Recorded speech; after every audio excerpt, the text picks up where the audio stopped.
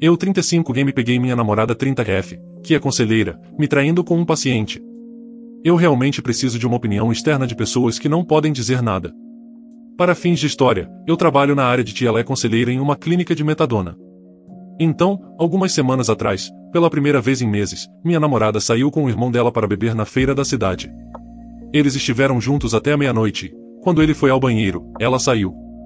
Ele tentou ligar para ela 10 vezes e enviar um pedido de GPS, e ela negou ou ignorou todas as tentativas.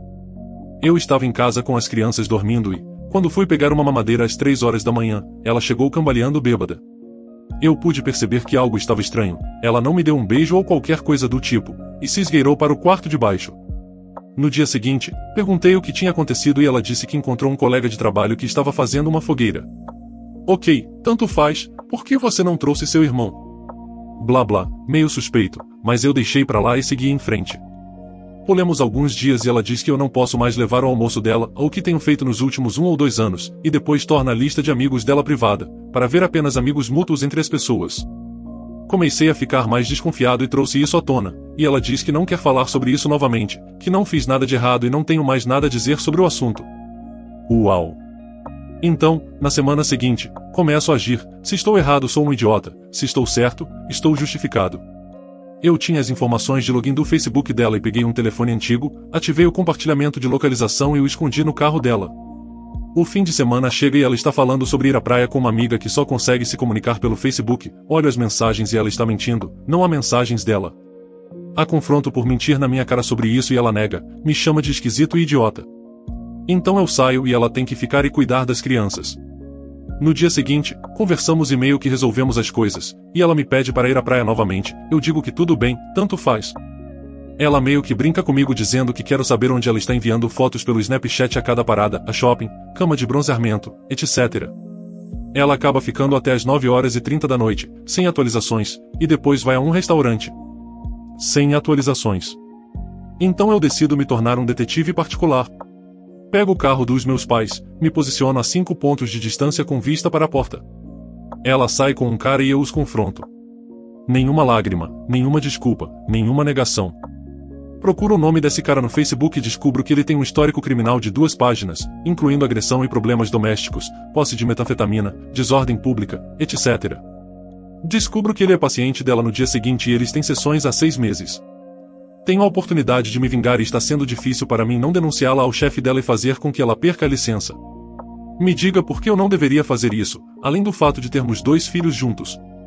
TL, doutor, peguei minha namorada me traindo com um paciente, e ela é conselheira. Estou realmente pensando em fazê-la ser demitida e punida, mas as crianças sofreriam. O que você acha?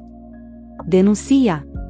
Não porque apoio a vingança, mas sim porque isso viola diretamente os direitos dos pacientes. Sinceramente, tenho um problema em abusar de seu papel como conselheira, da mesma forma que teria problemas com qualquer pessoa em qualquer posição de autoridade que violasse esse princípio. Nem um professor, nem um pastor, nem um agente penitenciário. Eu não apenas contaria ao chefe dela, como também começaria a denunciá-la à agência estadual que emite sua licença. Eu pessoalmente ligaria amanhã de manhã. Lamento que você tenha que passar por isso. Bem, como Harley Quinn. Oh, companheiro. Ela provavelmente está usando também. Desculpe dizer isso. O que você faz adiante é proteger seus filhos. Fale com um advogado em primeiro lugar, denunciá-la pode ter repercussões no divórcio, pensão alimentícia e guarda dos filhos. Você precisa entender os meandros. Pode ser egoísta, e eu entendo a maneira correta de pensar em seus pacientes e vingança. Mas quando as crianças são consideradas, o egoísmo é o caminho a percorrer. Aita por se recusar a morar com minha namorada de longa data até que nossa vida amorosa melhore. História de fundo, portanto, este pode exigir alguma história de fundo para construir a grande discussão que aconteceu alguns dias atrás. Eu, 23M, e estou com minha Janine, e nome falso, 23F, vá há 8 anos. Começamos como namorados na escola e tivemos nossos altos e baixos, mas na maioria das vezes fomos um casal muito feliz o tempo todo. Nós amamos as famílias um do outro, realmente gostamos da companhia um do outro e sabemos há algum tempo que queríamos nos casar e nos estabelecer em algum momento. A conversa sobre morarmos juntos já está em jogo há algum tempo, mas queríamos permanecer firmes em nosso plano de comprar em vez de alugar, então estamos economizando há anos e estamos em uma posição em que sentimos que podemos pagar um depósito e ter o suficiente fora disso para fazer pagamentos de hipoteca com ambos os nossos salários. Tudo parece perfeito, exceto por uma coisa: nossa vida amorosa. Nos últimos 2 anos, esta área tem sido quase inexistente. Inicialmente, o amor começou a diminuir de frequência no que eu pensava ser natural. A cada poucos dias tornou-se uma vez por semana, mas isso parecia normal. Ainda moramos em casa, então pode ser estranho, mas isso era o que eu sentia ser natural agora para onde estávamos em nosso relacionamento. No entanto, com o passar do tempo, isso diminuiu cada vez mais e agora estamos na posição de não fazer amor há 4 meses. Eu tentei iniciar, mas recebo o ombro frio com tanta frequência que acabou com qualquer desejo de tentar. A princípio, quando questionei isso, Janine me disse que estava sentindo muita dor. É claro que eu não queria forçá-la a nada, então paramos e começamos a procurar maneiras de ajudar. Inicialmente, acreditávamos que fosse vaginismo, mas com o tempo percebemos que os sintomas não correspondiam ao que pensávamos, então continuamos parecendo. Bem, eu continuei procurando. Janine não deu nenhum sinal de querer pressionar para ajudar nisso. Recomendei consultas médicas, mas ela discordou da necessidade de ir ao médico para isso. Eu mencionei terapia e ela descartou isso também. Eu pesquisava remédios caseiros e ela lia o que eu mandava e desconsiderava como isso não vai funcionar para mim. Inicialmente, com a dor, decidimos realizar vários atos que não exigiam penetração, mas isso não durou muito. Ela sempre recusava avanços e culpava um elemento específico da minha abordagem. Eu vim muito forte, não estava chegando o suficiente para fazê-la ir. Iniciei muito rápido, demorei muito e agora ela desligou. Não é espontâneo o suficiente, é espontâneo demais e não dei a ela tempo suficiente para se preparar. Está muito alto na casa, está muito quieto e seremos ouvidos, etc. Isso realmente abalou minha confiança e me fez pensar em terminar as coisas, mas todos os outros aspectos do nosso relacionamento eram perfeitos, então eu não queria dizer nada. De qualquer forma, para o presente. O argumento. Quando começamos a procurar lugares, mencionei a nossa vida amorosa e expressei minha preocupação em obter uma hipoteca juntos sem termos uma vida amorosa ativa. Expliquei que acredito que lidar com isso no futuro poderia ser mais desafiador para ambos. Ela ficou surpresa com essa conversa, mas após a discussão, concordou que continuaríamos procurando e que ela se esforçaria para ser mais ativa amorosamente. Isso aconteceu há cerca de 1 ano. Avançando para as últimas semanas, percebemos que nossas finanças estavam em boa situação para dar esse próximo passo. Janine me perguntou quando eu gostaria de falar com um consultor de hipotecas e eu disse a ela que não estava pronto. Ela ficou confusa e pediu para eu explicar.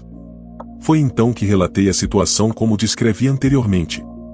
Durante o último ano, eu vim economizando para a hipoteca com a expectativa de que, se ela trabalhasse na melhoria de nossa vida amorosa, nós daríamos esse passo juntos.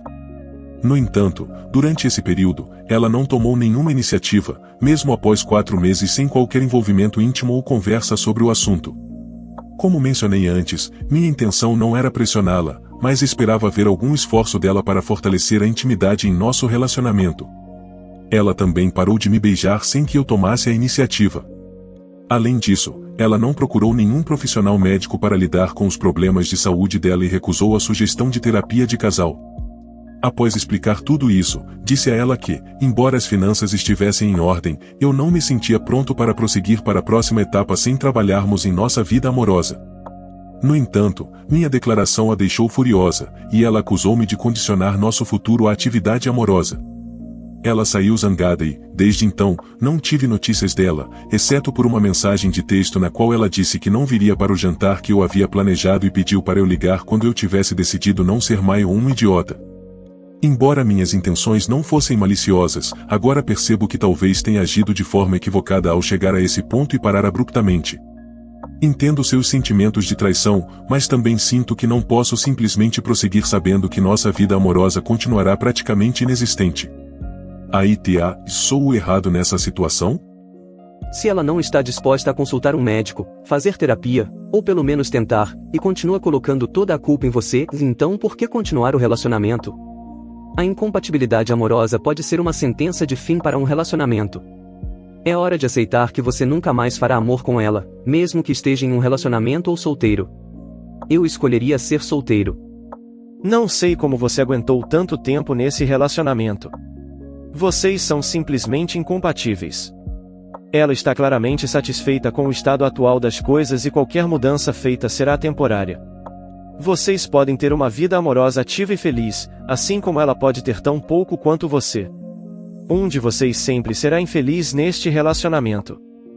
Sou babaca por terminar meu namoro por estar gostando de outra pessoa?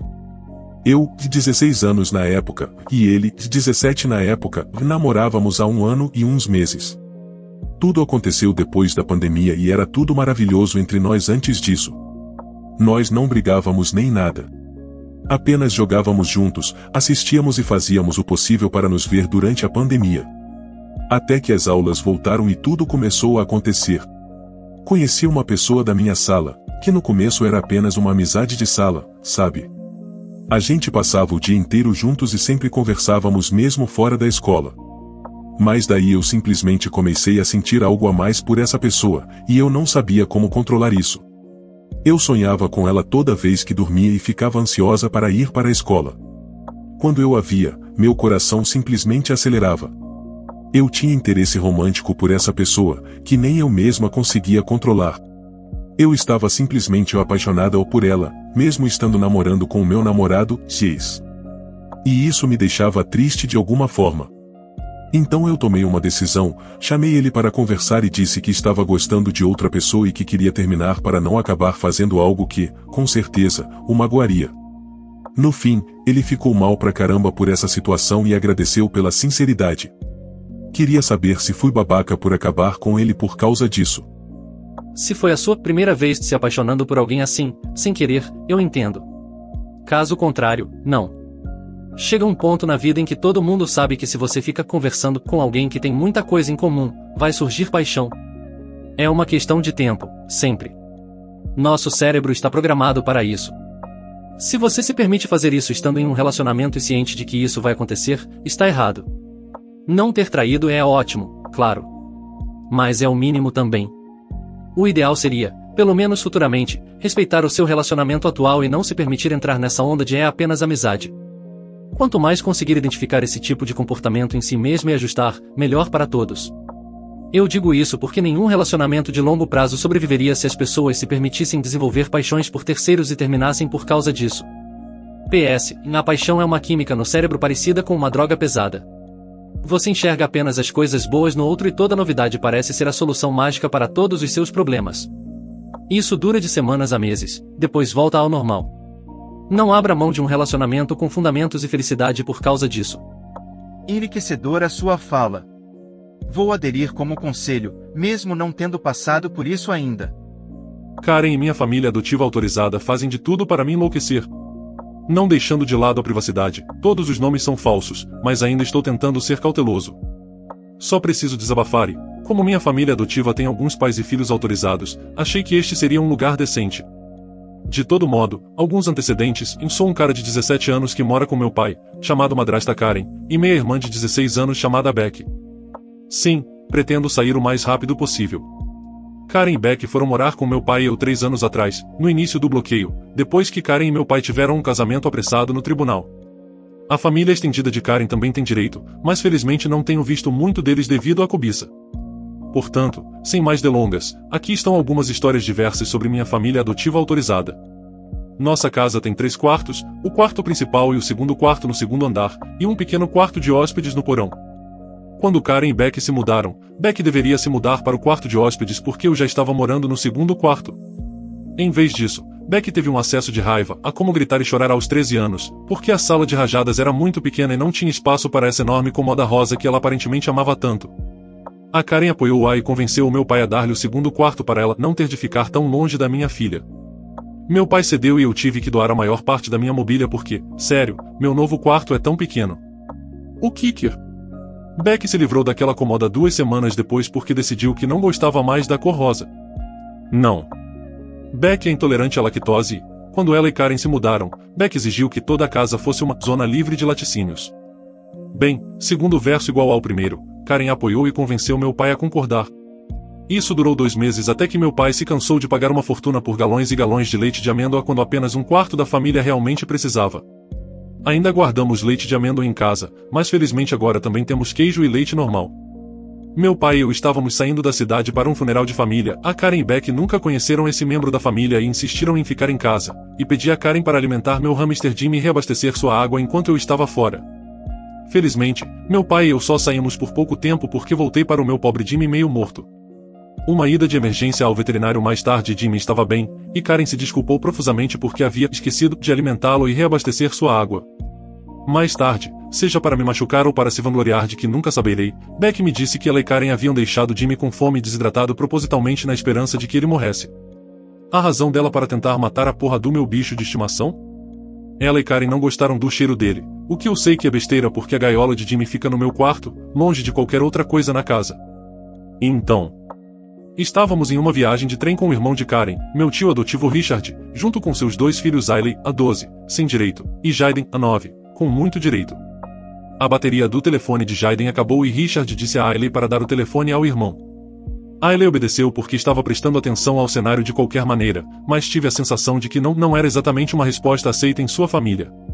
Bem, algumas horas depois, o telefone de Ailey também ficou sem bateria, e Richard realmente esperava que eu entregasse meu telefone para aplacar seu gremlin entediado. Agora não é como se eu estivesse usando o meu telefone, mas de jeito nenhum eu estava confiando em uma criança de 9 anos com minha tecnologia cara. Eu disse a Richard não, e ele apenas deu a Karen esse olhar como se ele estivesse falando sério? De qualquer forma, Karen tentou me forçar a dar meu telefone a Jaden, já que meu pai estava no banheiro e ela era tecnicamente a adulta responsável por mim. Consegui protelar o tempo suficiente para meu pai voltar e acabar com aquele touro. Estou feliz que ele me apoiou nisso. Algumas semanas atrás, enquanto eu cuidava de Jaden, estava montando um filme e Jaden escolheu um filme de terror classificado para menores. Como Richard não havia deixado nenhuma instrução específica sobre o que Jaden poderia ou não assistir, fiz meu melhor julgamento e disse que ele não poderia assistir. Jaden deu um ataque de raiva para acabar com todos os acessos de raiva, xingando-me pior do que um lobby COD. Sério, ele foi mais criativo com seus insultos do que a maioria dos adolescentes que conheço. Fiquei meio impressionado. Mesmo assim, liguei para Richard para contar o que seu filho havia dito e para perguntar sobre o filme. Richard basicamente disse que Jaden tinha permissão para assistir a qualquer filme que quisesse e que não teria dito o que disse se eu deixasse assistir ao filme. Eu estava tipo, tudo bem, cara, é seu filho, e coloquei o filme. Jaden chorou e gritou durante todo o filme, mas não me deixou desligar. Na semana seguinte, Richard me ligou para gritar comigo porque Jaden estava tendo pesadelos e era tudo minha culpa por fazer um filme de terror para ele. Tentei explicar que tinha pedido permissão, mas ele apenas gritou mais alto e jurou que nunca mais me chamaria para ser babá. Por mim tudo bem. Acabei de desligar no meio do discurso porque ele estava gritando tão alto que não consegui entendê-lo de qualquer maneira. E, finalmente, Karen e meu pai estão planejando uma renovação de votos e casamento atrasado para compensar o fato de que não puderam ter um durante a cobiça. Meu pai quer uma cerimônia modesta dentro de suas possibilidades, enquanto Karen quer uma explosão que eles não podem pagar de forma alguma. Ela recentemente se aproximou de mim e pediu que eu doasse meu dinheiro da faculdade para que ela pudesse ter o casamento dos seus sonhos. Eu obviamente disse que não, mas ela não aceitou isso como resposta, e ela tem feito manobras cada vez mais estranhas para me fazer dar meu dinheiro a ela. A mais recente foi que ela puxou minhas notas dos últimos 3 anos do ensino médio e tentou me convencer de que eu não entraria na faculdade de qualquer maneira porque não tirava, só para constar, minhas notas são boas. Não material de orador da turma, mas não sou um fracasso nem nada. Desejem-me sorte, pessoal, mal posso esperar para sair daqui. Esperançosamente, quando você encontrar uma maneira de sair de lá, certifique-se de obter todos os seus documentos e papéis importantes.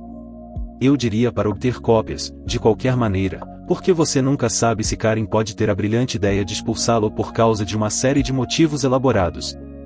Ainda assim, espero que você possa se livrar desse bando de maníacos em breve. Sinto que seu pai é um problema seu, tanto quanto Karen. Como adulto, ele deveria ter demorado um pouco antes de inserir uma nova esposa e sua filha adolescente em sua vida e em seu lar. A situação injusta do quarto teria me feito perder qualquer respeito por ele ali mesmo. O que Karen trouxe para o casamento? Ela vendeu a casa, ou não tinha uma.